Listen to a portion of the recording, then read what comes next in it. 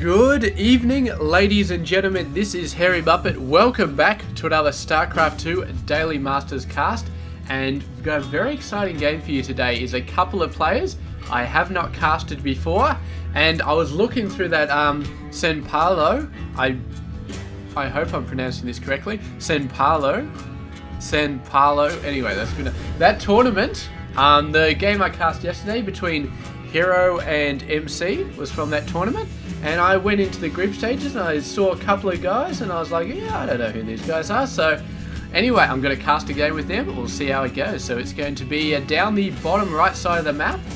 It is going to be Mr. Kelazhur, Mr. Keller. And he is 18 years old from Brazil. Plays for the Micro Gamers team. Although I believe he may have been playing for Core Gaming at the point at which this replay was cast. So very, very awesome stuff there. And yeah, he's playing Terran, so good stuff. And his opponent up the top right side of the map is a Zerg player. It is going to be Mr. Tunico. He's 21 years old from Brazil as well, playing for the Chaos Latin Gamers team. So a bit of a look at some South American StarCraft 2 pro players, some Brazilian StarCraft 2 pro players, so going to be very, very interesting to see what their playstyle is like. And yeah, this is a very interesting playstyle. Not only is his drone going nuts on this worker, but he's gone for an extremely fast triple expansion or double expansion, an extremely fast 3-base. I think he's actually going to kill this guy, man. No, Mr. Kelazhur is pulling his worker back, sending another one out. Just giving a big old FU to the drone who's trying to kill him. That drone is so aggressive. He's going to attack the Marine, man. I would not be surprised if this drone attacks the Marine. No, he's just going to be running. Just going to be running. So Overlord went all the way out the wrong direction, unfortunate for him. But regardless, there we go. Fast expansion for Mr. Kelazhur.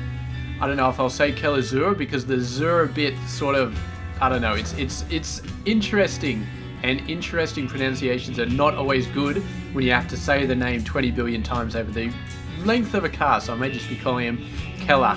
Tunico's pretty good though. It just sort of rolls off the tongue, you know, when you say Tunico. So yeah, let's talk a bit more about this game, I guess. So both players going for early economy sort of play, and there's no real risk of either player going for a lot of crazy stuff early on.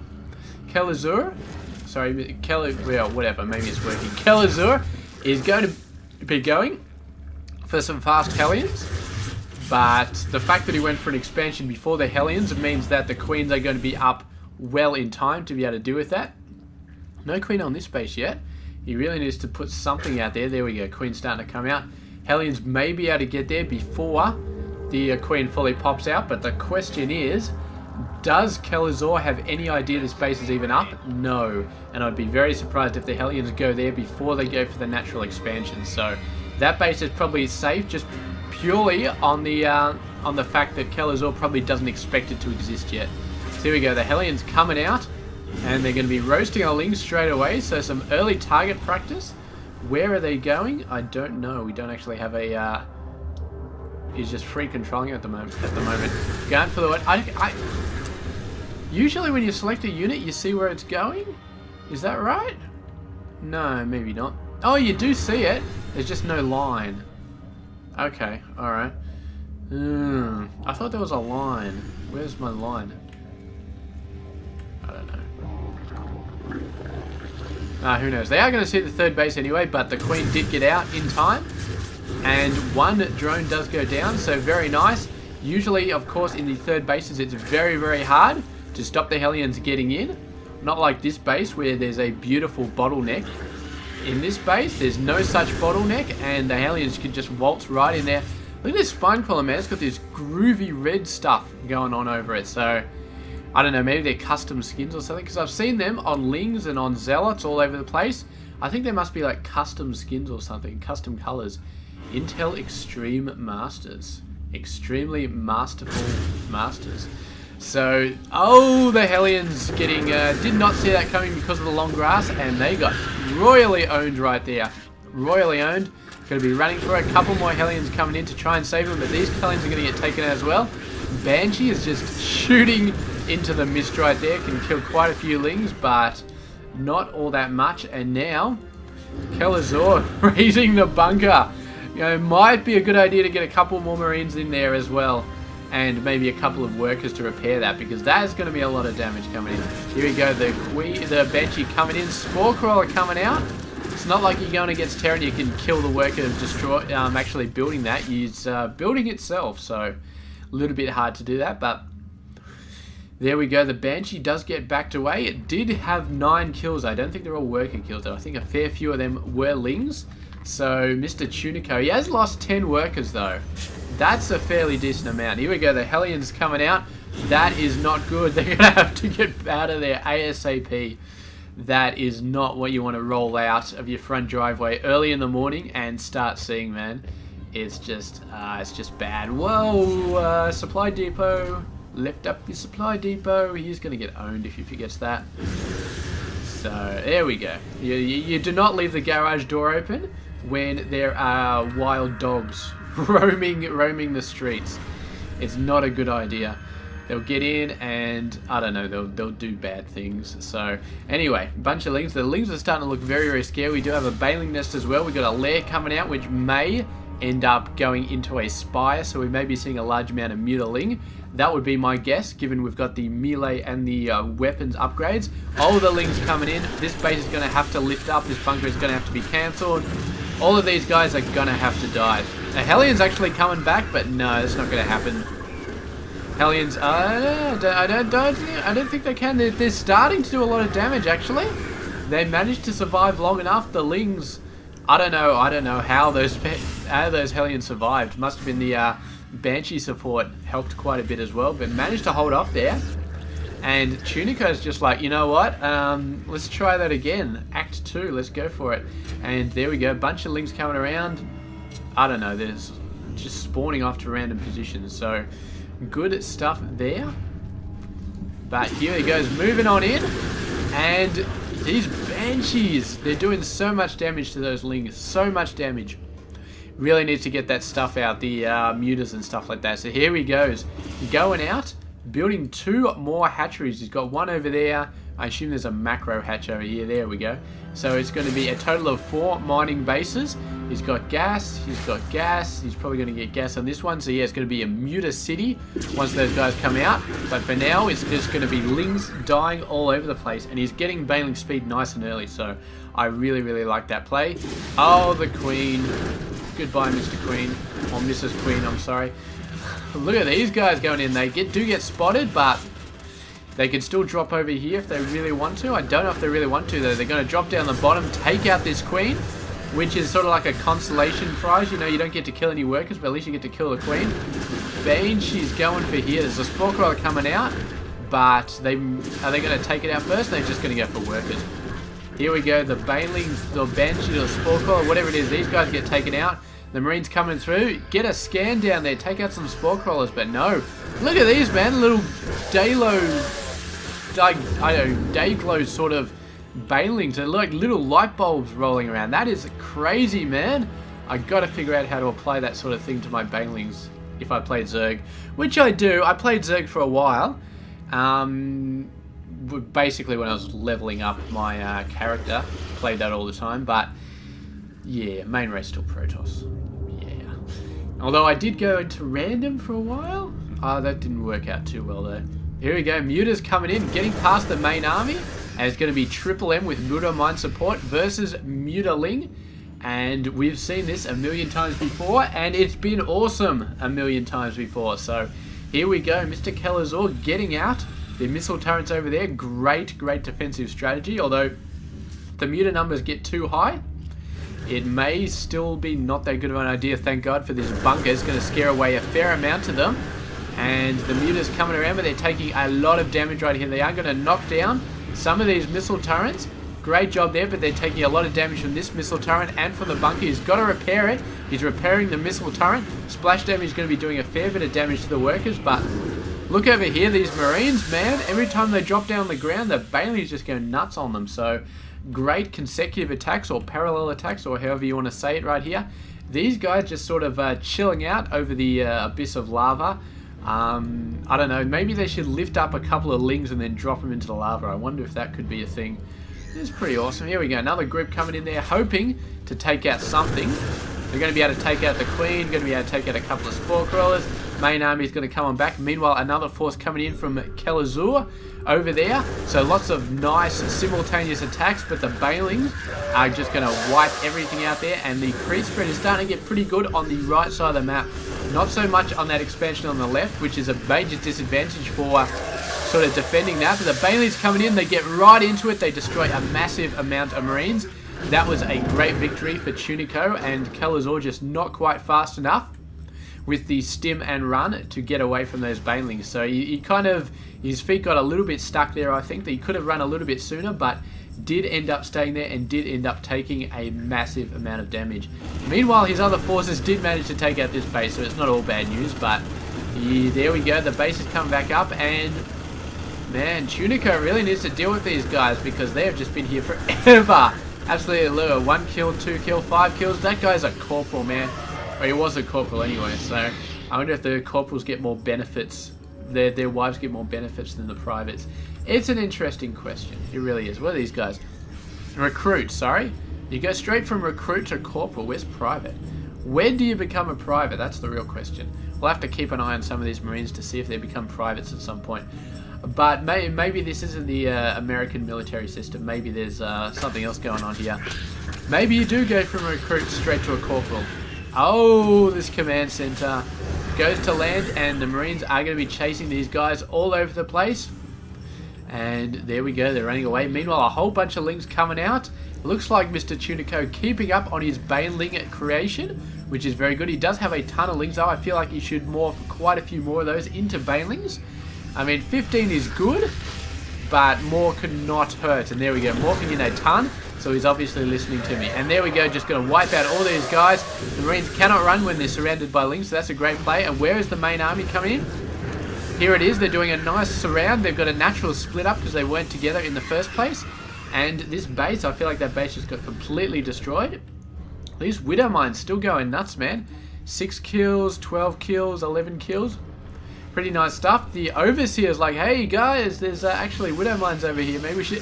Oh, bunch more Widow Mines coming down. Just going to be planted everywhere. Oh, very nice Widow Mine hits. And did get a fair amount of stuff. Not central mass hits, but still pretty good. And these Marines are going to get taken out. And they actually got 3 weapons and 2 armor now, so pretty good. The Ling's doing a pretty good job, but they are eventually going to get taken out.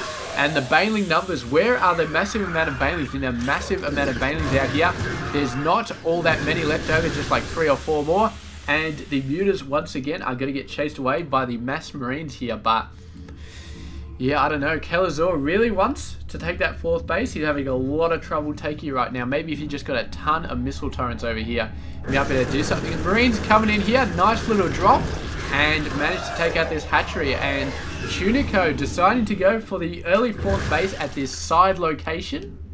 Thought maybe the secrecy could pay off, but unfortunately the lack of creep heading over to that base is really not working out for him right now. It takes him so long to reinforce that base as opposed to this one. If he had got this one as his early 4th, he'd be able to reinforce that a lot earlier.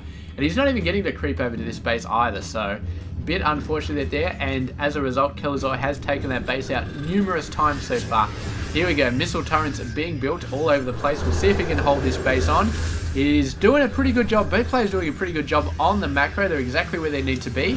Kelazhur, you don't want to get too much higher than that as a Terran player. So he's doing a pretty good job, and here we go, going for the 3rd base right here. Not much to really hold it off, just 1 missile turret and 1 bunker. But Kelazhur, of course, could flank him, and it looks like that's exactly what he wants to do. But Banelings are going to be counter-flanking the flank and just rolling in there to go after the Marine numbers. And Kelazhur, where are all his Marine numbers? They're sort of spread up all over the place. He doesn't have a critical core mount over here. They're sort of spread out everywhere and moving in. And the Mutas actually feel like they have enough to take on the Marines. And they actually are doing it right here. But there comes the Thor. And there goes the Thor. 1 Thor, not enough to deal with these guys. And the Muta army is actually going to be pretty good. But look at this, Kelazhur, 13 Marines in one go. That is quite sensational. And really, it's exactly what he needs to really deal with this army right here, because there we go. Nice planetary force right there. So that's definitely going to keep this base alive for quite a while, because his main force is going to be mutas and lings. And once you take care of the lings, then it's just the mutas you have to worry about. So great job there. And yeah, the marine numbers just keep going up. But Tunico, of course, building a crap ton of lings and ton of mutas as well. So as long as he keeps up with his bailing numbers, he should be okay. And it looks like he is keeping up with his bailing numbers. 3 missile turrets are going to get taken out here by the looks of it, but they should kill quite a fair amount of mutas before they do go down. And they do buy time for the Marines to get over there. So that's their main job. Their secondary job is to kill mutas, but their main job is to buy time for the Marines to get there and help hold off the offensive. So Kelazhur getting some more Thors. He's got one coming out. He lost the other one already, but if he can get a few of them, he can start to move out and really gain that long range advantage against the mutas. Because Marines, of course, it's hard for him to hit the mutas because the mutas fly around so fast and the Marines don't have that long a range. So yeah, the Thors definitely provide a unique advantage when fighting mutas as a Terran army. And here we go, he's actually pushing out a little bit, not a ton of units, just a temporary sort of creep knocking out army. And here we go, the Marines are going for a bunch of stuff. They're going for a bunch of workers, going for the Spore Crawler. Should be killing a ton of workers right here. Look at this, 75, 72. This space is so far away from every sort of defense that Tunico can sort of pop off. It takes a million years for everything to get here. I mean, mutas, they're fast-ish, but they're not fast compared to lings, and lings need creep to be that fast. Look at all the banelings, man. Look at all the Marines dying, but Kelazhur, he's just got so many. He just rolls in there. He's only putting 2 Marines at the moment. He should definitely get on that. There we go. The banelings coming in and doing quite a bunch of attacks, and not all that many Marines left over. So, boom, they all get absolutely owned right there. But they did a fair bit of damage. This base almost went down, so a single Banshee could probably wipe it out at this point. Mutas coming in, and the missile turret's going to be going straight for them. But here we go, the Lings thinking about it, deciding not to go for this base. I don't know, I think maybe that was a great opportunity for Tunico to actually take this base out. I mean, it's a planetary, so you lose a ton of Lings, but who cares? Just roll in there with all your Lings, wipe it out. Maybe it would have worked out, but he decided not to. And Kelazhur, man, he's not building as many Marines as he used to, which is interesting. So, yeah, here we go. Oh, this is not good, man. Tunico, beautiful timing on taking this base out, and it is going to be going down. There's no way this is going to be able to survive with no missile turrets and only these guys healing the planetary. He's just delaying the inevitable, although he's actually delaying until the Marines get here. So that is good. Those Marines had ages to go to get there. They must have jumped in the medevacs and flew over there, but that took ages and managed to get down there finally. And now the mutas just going to be zooming all over the place, and meanwhile these Lings are free to do whatever the hell they want. They could go for this third base, which is only a orbital, so not a planetary. And here we go, going for this base as well. And right now Kelazhur torn between 2 different locations. He needs to be able to defend both of them. His reinforcements are defending this, but the Thor goes down to mass bailing hits. I don't know if he meant to throw his bailings at that Thor. It wasn't the smartest of decisions, but it did the job nonetheless. So there we go. And this Marine force coming out and actually chasing these guys away. And meanwhile, this force is now free to go out and cause some havoc. And I don't know if they see this base, but they're definitely going for the 4th base once again. So finally got some creep spread on this side of the map, maybe going out to the 4th. Actually going into the Muta force, but oh, the Widow Mines. One gets a hit off on the Muta force. The rest of them are not quite in time, but here we go. Marines coming out. Bunch of Lings going in. I don't know if this is actually going to happen right here. If all of the Lings do go down and the Thor is left over to deal with the mutas, but one Thor by itself, not quite enough. Meanwhile, a bunch of Marines going over here should be able to wipe this base out quite easily. I don't think anything is going to stop this one from going down. So another great job there by Mr. Kelazhur. And so far, I think he's starting to turn it around a little bit right here. He's done a couple of great attacks. And meanwhile, he's pushed Tunico away. So he saved this base. He saved this base as well, man. When those Lings came in, I thought this base was gone, but he managed to save it. and really great job so far. So I think he's stopped with the Thors for now. I don't think he's going to be building any more of those anytime soon. They haven't been all that effective. He's just going to keep on with his marine numbers, and they're pretty good. Oh, the Baneling's hitting from the backside. That's not good. But Tunico deciding to give the GG right there. He was not in a good position at all. He had lost all of his lings, I think. All of his lings and banelings, and there was still a ton of marines, and only at 500 minerals. So he obviously saw he didn't have enough to really jump back. And I really think this third base was a major deciding factor, because he lost that and his economy probably just went down the tubes. Yeah, look at that. 1,200 over under 2,000. That is not good when you need a lot of lings and a lot of banelings. So that really hurt him. And in the end, Kelazhur pushed out, and Tunico just could not match his macro anymore, could not match his army anymore. So had to give the GG. And there we go. Sensational game from these two Brazilian StarCraft 2 players, and definitely try and see if we can get more of them in the future. So thank you very much for watching this game. This has been Hairy Muppet. I hope you enjoyed it. I'll catch you tomorrow with another one. Stay tuned.